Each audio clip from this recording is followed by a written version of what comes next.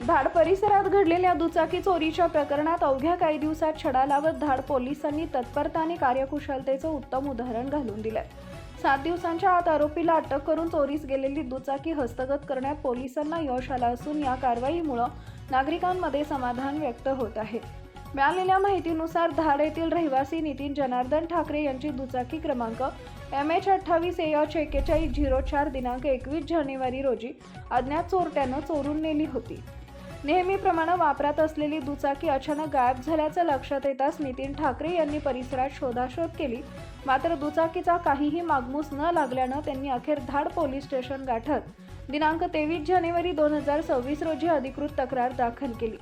तक्रार दाखल होताच धाड पोलिसांनी या प्रकरणाची गांभीर्यानं दखल घेत तपासाला सुरुवात केली।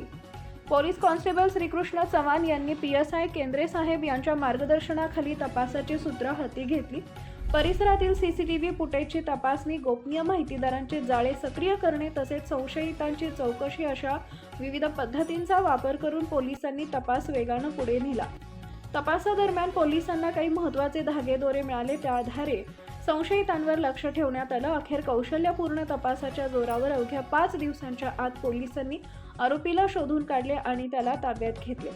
अटकेनंतर आरोपीकडून चोरीस केलेली दुचाकी जप्त करण्यात आली आहे। अटक करण्यात आलेल्या आरोपीचे नाव मधुकर रामफळे, वय वर्ष 28 असं असून तो रुईखेड, मायंबा तालुका व जिल्हा बुलढाणा येथील रहिवासी आहे।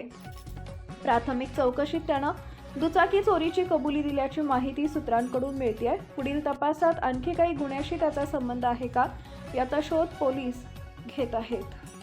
नवनवीन बातम्या पाहण्यासाठी आजच विदर्भ दूत न्यूज चॅनलला सबस्क्राईब करा आणि बेल आयकॉनला सुद्धा क्लिक करा।